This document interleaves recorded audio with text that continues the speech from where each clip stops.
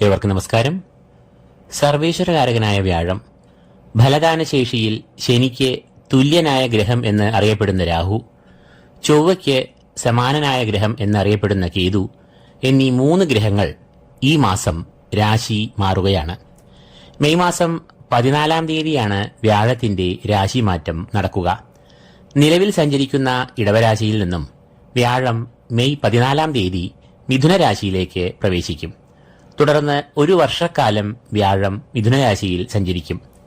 വ്യാഴം അനുകൂലനായാൽ ഈശ്വരകടാക്ഷവും ഭാഗ്യവും ശാരീരിക മാനസിക സുഖങ്ങളും ധനധാന്യ സമൃദ്ധികളും എല്ലാം നൽകുന്നു. എന്നാൽ വ്യാഴം പ്രതികൂലനായാലോ?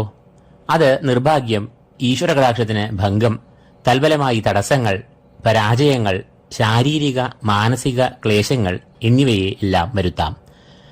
വ്യാഴമാറ്റം നടന്ന് 3 ദിവസങ്ങൾ കഴിഞ്ഞാൽ മറ്റൊരു വലിയ രാശിമാറ്റമായ രാഹു കേതുമാറ്റം നടക്കും. രാഹു കേതുക്കൾ ഒരു രാശിയിൽ സഞ്ചരിക്കുക 1.5 വർഷക്കാലം ആണ്. കഴിഞ്ഞ 1.5 വർഷക്കാലമായി രാഹു മീനം രാശിയിലും കേതു കന്നി രാശിയിലും സഞ്ചരിച്ചു വരുന്നു. എന്നാൽ മെയ് 18-ാം തീയതി രാഹു ഒരു രാശി പുറകോട്ട് മാറി കുംഭം രാശിയിലും കേതു ഒരു രാശി പുറകോട്ട് മാറി ചിങ്ങം രാശിയിലും പ്രവേശിക്കും. തുടർന്ന് 1.5 വർഷക്കാലം ഈ രാശികളിൽ അവർ സഞ്ചരിക്കുകയും ചെയ്യും. ഫലദാന വിഷയങ്ങളിൽ രാഹുവിനെ ശനിയെപ്പോലെയും കേതുവിനെ കുജനെ അഥവാ ചൊവ്വയെപ്പോലെയും കരുതണം എന്നാണ്. അതായത് രാഹു പ്രബലനായാൽ ശനി നൽകുന്നത് പോലെയുള്ള അനുഗ്രഹവർഷങ്ങൾ, സൗഭാഗ്യങ്ങൾ എന്നിവയെ നൽകും. എന്നാൽ പ്രതികൂലമായാലോ? ശനി തരുന്ന അളവിലുള്ള ദോഷങ്ങളും നൽകും. കേതു അനുകൂലനായാൽ ചൊവ്വ നൽകുന്ന തരത്തിലുള്ള സമാനമായ ഗുണാനുഭവങ്ങളും, പ്രതികൂലമായാൽ മറിച്ചും ദോഷഫലങ്ങളെ പ്രദാനം ചെയ്യും. അപ്പോൾ ഈ 3 ഗ്രഹമാറ്റങ്ങൾ ഇന്ന് മീനക്കൂറുകാരായ പൂരൊരട്ടാതി, കാൽ, ഉത്രട്ടാതി, രേവതി എന്നീ നക്ഷത്രജാതരെ എങ്ങനെ സ്വാധീനിക്കുന്നു, അല്ലെങ്കിൽ ഈ രാശിമാറ്റങ്ങളുടെ ഫലമായി ഇവർക്ക് അനുഭവത്തിൽ വരാവുന്ന ഫലങ്ങൾ എന്തെല്ലാമാകും എന്നെല്ലാമാണ് ഇന്ന് ഇവിടെ ചിന്തിക്കുന്നതും വിശദമായി വിശകലനം ചെയ്യുന്നതും. നിലവിൽ വ്യാഴം ഇടവരാശിയിൽ സഞ്ചരിക്കുന്നു. അതായത് മീനക്കൂറുകാരുടെ 3-ാം ഭാവമായ ഇടവത്തിലാണ് നിലവിൽ വ്യാഴം സഞ്ചരിക്കുന്നത്. 3-ലെ വ്യാഴം മുറവിളി കൂട്ടുമെന്ന ഒരു ചൊല്ലു തന്നെയുണ്ടല്ലോ. എന്താണ് ഈ മുറവിളി? വ്യാഴം 3-ൽ സഞ്ചരിക്കുമ്പോൾ പ്രശ്നങ്ങൾ ഓരോന്നായി ഇങ്ങനെ വന്നും പോയുമിരിക്കും. അത് ശാരീരിക ക്ലേശങ്ങൾ, രോഗാരിഷ്ടതകൾ, മാനസികമായ സംഘർഷങ്ങൾ, എന്ത് കാര്യത്തിന് പുറപ്പെട്ടാലും തടസ്സങ്ങൾ, ഒരു ചെറിയ കാര്യം നടന്നു കിട്ടാൻ പോലും പലതവണ അതിനായി പരിശ്രമിക്കേണ്ടി വരിക, വിഘ്നങ്ങൾ, കാലതാമസം എന്നിവയെല്ലാം വ്യാഴം 3-ാം ഭാവത്തിൽ കൂടി സഞ്ചരിക്കുമ്പോൾ അനുഭവത്തിൽ വരാം. മാത്രമല്ല ധനപരമായ പ്രതിസന്ധികൾ, ധനനഷ്ടം, കൊടുത്ത പൈസ വേണ്ട സമയത്ത് കിട്ടാതെ വരിക, എന്നിട്ട് മറ്റുള്ളവരുടെ അടുത്ത് ധനസഹായം അഭ്യർത്ഥിക്കേണ്ടി വരിക, അതുണ്ടാക്കുന്ന മാനഹാനി എന്നിവയെല്ലാം വ്യാഴം 3-ാം ഭാവത്തിൽ കൂടി സഞ്ചരിക്കുമ്പോൾ അനുഭവത്തിൽ വരാം. കൂടാതെ ഈ സമയത്ത് ഈശ്വര കടാക്ഷത്തിന് മറവ് സംഭവിക്കുകയും തന്മൂലം ഒരു നിർഭാഗ്യം, ആത്മവിശ്വാസക്കുറവ്, ആകുലത, നിരാശ എന്നിവയെല്ലാം വന്നു ഭവിക്കുകയും ചെയ്യാം.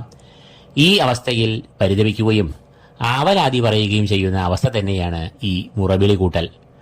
കഴിഞ്ഞ 1 വർഷമായി ഈ അവസ്ഥകളിൽ ചിലതെങ്കിലും അനുഭവിക്കാത്ത മീനക്കൂറുകാർ ഉണ്ടാകില്ല എന്ന് നിസ്സംശയം പറയാം. എന്നാൽ ഈ മാസം 14-ാം തീയതി നടക്കുന്ന രാശിമാറ്റം ഈ കൂറുകാർക്ക് വളരെ ആശ്വാസത്തെ നൽകുമെന്ന് അറിയുക. കാരണം അന്നേ ദിനം വ്യാഴം ഈ കൂറുകാരുടെ അനിഷ്ടഭാവമായ 3-ൽ നിന്ന് 4-ാം ഭാവത്തിലേക്ക് പ്രവേശിക്കും. 4-ാം ഭാവം എന്നതും വ്യാഴത്തിന്റെ ഇഷ്ടഭാവമല്ല. എങ്കിലും 3-നെ അപേക്ഷിച്ച് 4-ാം ഭാവം എന്നത് ദോഷത്തിന്റെ ആധിക്യത്തിൽ ഏറെ കുറവ് നൽകും. ചെറിയ ഗുണാനുഭവങ്ങൾ ഫലത്തിൽ വരികയും ചെയ്യും. 3-ൽ വ്യാഴം നിന്നപ്പോൾ ഉടലെടുത്ത പ്രശ്നങ്ങളുടെ കുരുക്കുകൾ ഒഴിഞ്ഞ് പരിഹാരമാർഗങ്ങളും ഉപായങ്ങളും ഇവർക്ക് മുന്നിൽ തെളിയും. കൂടാതെ പൂർണ്ണമായും മറഞ്ഞു നിൽക്കുന്ന ഈശ്വരകടാക്ഷം വ്യാഴം 4-ാം ഭാവത്തിൽ പ്രവേശിക്കുമ്പോൾ പതിയെ തെളിഞ്ഞ് വരും. 4-ാം ഭാവം എന്നത് മാതൃഭാവം എന്നാണ് അറിയപ്പെടുന്നത്. കൂടാതെ കുടുംബത്തെയും ഈ ഭാവം കൊണ്ട് ചിന്തിക്കുന്നു. എങ്കിലും ഈ സമയം മാതാവിനും കുടുംബാംഗങ്ങൾക്കും രോഗപ്രതിരോധ ശേഷി കുറഞ്ഞിരിക്കാം എന്നതിനാൽ ആരോഗ്യകാര്യങ്ങളിൽ നല്ല ശ്രദ്ധ ഈ കൂറുകാർ പുലർത്തേണ്ടതുണ്ട്. ധനനഷ്ടത്തിനും ഒരു സാധ്യത ഉണ്ട് എന്നതിനാൽ സാമ്പത്തികമായ കാര്യങ്ങളിൽ ഇവർ ഒരു കരുതൽ പുലർത്തണം. വ്യാഴം കുടുംബത്തെ കുറിക്കുന്ന 4-ാം ഭാവത്തിലാകയാൽ ദോഷപരിഹാരമായി വ്യാഴാഴ്ചകളിൽ കുടുംബവുമായി പോയി മഹാവിഷ്ണു ക്ഷേത്ര ദർശനം നടത്തുക. പാൽപായസം വഴിപാടായി കഴിക്കുക. കൂടാതെ ഐശ്വര്യ സൂക്തം വഴിപാടായി കഴിക്കുക. അപ്പോൾ വ്യാഴം നൽകുന്ന ദോഷങ്ങൾക്ക് നന്നേ കുറവ് അനുഭവപ്പെടുകയും കുടുംബത്തിൽ സമാധാനം പുലരുകയും ചെയ്യും. അടുത്തതായി രാഹുവിന്റെ രാശിമാറ്റം മീനക്കൂറുകാരെ എങ്ങനെ ബാധിക്കുന്നു എന്ന് നോക്കാം. നിലവിൽ രാഹു മീനക്കൂറുകാരുടെ ജന്മത്തിൽ കൂടിയാണ് സഞ്ചരിക്കുന്നത്. ജന്മരാഹു എന്നത് വളരെ ദോഷങ്ങളെ നൽകുന്ന ഒരു അവസ്ഥയാണ്. ജന്മശനി പോലെ തന്നെ ജന്മത്തിലെ രാഹു കഠിനമായ ദോഷങ്ങളെ നൽകും. രാഹു ജന്മത്തിൽ കൂടി സഞ്ചരിക്കുമ്പോൾ പ്രധാനമായും ശാരീരികമായ ക്ലേശങ്ങൾ, മനോദുരിതങ്ങൾ, രോഗാരിഷ്ടതകൾ, ആശുപത്രിവാസം, ഏകാന്തത, അപവാദം എന്നിവയെല്ലാം ദോഷഫലങ്ങളായി വരാം. രാഹുവിന്റെ ആ ഒരു അനിഷ്ടസ്ഥിതിയിലൂടെ ഈ കൂറുകാർ കഴിഞ്ഞ 1.5 വർഷക്കാലമായി കടന്നു പോകുകയാണ്. എന്നാൽ ഈ മാസം 18-ാം തീയതി രാഹു ഈ കൂറുകാരുടെ 12ലേക്ക് പ്രവേശിക്കും. 12-ാം ഭാവം എന്നതും രാഹുവിന്റെ ഇഷ്ടഭാവം അല്ല. എങ്കിലും ജന്മത്തിലെ രാഹുവിനെ താരതമ്യപ്പെടുത്തുമ്പോൾ 12ലെ രാഹു ദോഷങ്ങളുടെ കൂടെ ചില ഗുണാനുഭവങ്ങളെയും നൽകുന്നു. 12-ാം ഭാവം എന്നത് ചെലവുകളുടെ ഭാവം എന്നാണ് അറിയപ്പെടുന്നത്. അതുകൊണ്ട് തന്നെ ഈ ഭാവത്തിൽ കൂടി രാഹു സഞ്ചരിക്കുമ്പോൾ അത് ചെലവുകളെ ഗണ്യമായി ഉയർത്താനുള്ള ഒരു സാധ്യത ഉണ്ട്. ഈ സാധ്യത ഈ കൂറുകാർ മുൻകൂട്ടി കണ്ടുകൊണ്ട് ധനവിനിമയങ്ങളിൽ കാര്യക്ഷമത, ശ്രദ്ധ എന്നിവ പുലർത്തേണ്ടതാണ്. പ്രലോഭനങ്ങളിൽ അകപ്പെട്ട് സുരക്ഷിതം അല്ലാത്ത കേന്ദ്രങ്ങളിൽ ധനനിക്ഷേപം നടത്തുക, കടം കൊടുക്കുക, കടം വാങ്ങുക എന്നിവയിൽ എല്ലാം ഈ കൂറുകാർ ഒന്ന് ശ്രദ്ധിക്കേണ്ടതുണ്ട്. അങ്ങനെ ശ്രദ്ധിച്ചാൽ രാഹു നൽകുന്ന അനിഷ്ടഫലങ്ങളിൽ നിന്നും ഒട്ടൊക്കെ ഇവർക്ക് ഒഴിഞ്ഞു നിൽക്കാം. 12-ാം ഭാവം എന്നത് വിദേശത്തെ കുറിക്കുന്ന ഭാവവുമാകുന്നു. അതുകൊണ്ട് തന്നെ ഈ ഭാവത്തിൽ സഞ്ചരിക്കുന്ന രാഹു ഈ കൂറുകാരുടെ വിദേശഗമനം എന്ന മോഹത്തിന് അനുകൂലമായ പല വഴികളും തെളിക്കും. വിദേശവുമായി ബന്ധപ്പെട്ടിട്ടുള്ള പഠനം, ഉപരിപഠനം എന്നിവയും ഈ സമയത്ത് സാധ്യമാകാനുള്ള സാധ്യതകൾ ഏറെയാണ്. കൂടാതെ വിദേശത്തു നിന്നുള്ള വരുമാനവും ഈ സമയത്ത് സോഷ്യൽ മീഡിയ തുടങ്ങിയ വഴികളിൽ നിന്ന് ലഭിക്കാം.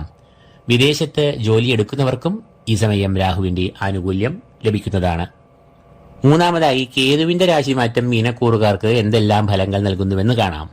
വ്യാഴവും രാഹുവും തങ്ങളുടെ കഠിനമായ അവസ്ഥയിൽ നിന്നും ഈ കൂറുകാർക്ക് ആശ്വാസമാണ് നൽകിയത് എങ്കിൽ കേതു ഈ കൂറുകാർക്ക് ഏറ്റവും ഗുണാനുഭവങ്ങളെ വരുന്ന രാശിമാറ്റത്തിലൂടെ നൽകുന്നതാണ്.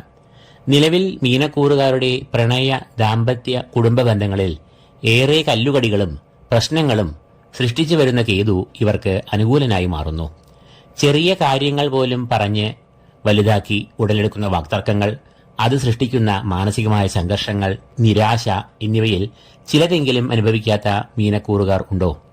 കാരണം കളത്രഭാവമായ 7-ാം ഭാവത്തിൽ കേതു സഞ്ചരിക്കുമ്പോൾ ആ ഭാവത്തെ ദുഷിപ്പിക്കുന്നു. അത് ചിലപ്പോൾ ദമ്പതികൾ തമ്മിലുള്ള തർക്കമോ അത് സൃഷ്ടിക്കുന്ന അകൽച്ചയോ ആയിക്കൊള്ളണമെന്നില്ല. ജീവിത പങ്കാളിക്ക് വരുന്ന രോഗാരിഷ്ടതകൾ, ആശുപത്രിവാസം, കഷ്ടനഷ്ടങ്ങൾ എന്നിവയും ആകാം.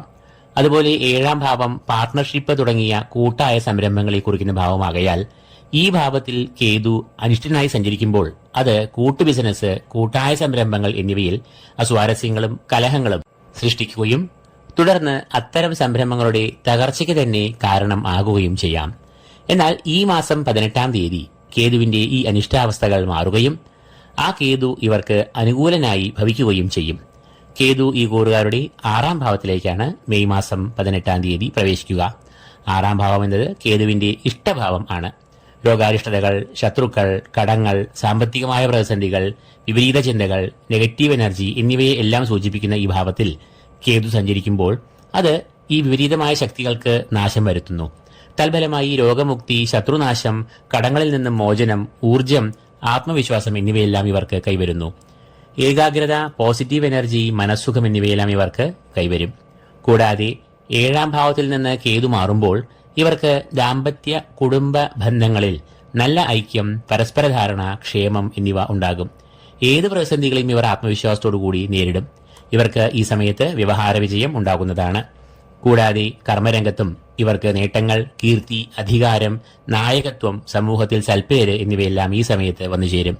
ശാരീരികമായും മാനസികമായും ഈ കൂറുകാർക്ക് സന്തോഷം, സമാധാനം, ഐശ്വര്യം, നായക പദവി എന്നിവയെ 6-ാം ഭാവത്തിൽ കൂടി സഞ്ചരിക്കുന്ന കേതു നേടിക്കൊടുക്കും.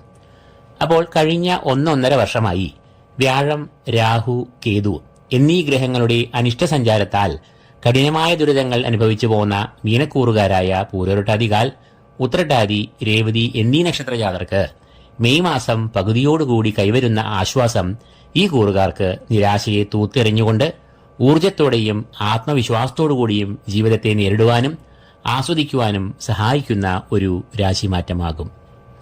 ഈ വീഡിയോ നിങ്ങൾക്ക് പ്രയോജനകരമായെങ്കിൽ ലൈക്ക് ചെയ്യുക, ഷെയർ ചെയ്യുക. കൂടാതെ ഈ ചാനൽ സബ്സ്ക്രൈബ് ചെയ്യാത്തവർ സബ്സ്ക്രൈബ് ചെയ്യുക. ഏവർക്കും ഈശ്വര കടാക്ഷങ്ങൾ നേർന്നുകൊണ്ട് നിർത്തുന്നു. നന്ദി, നമസ്കാരം.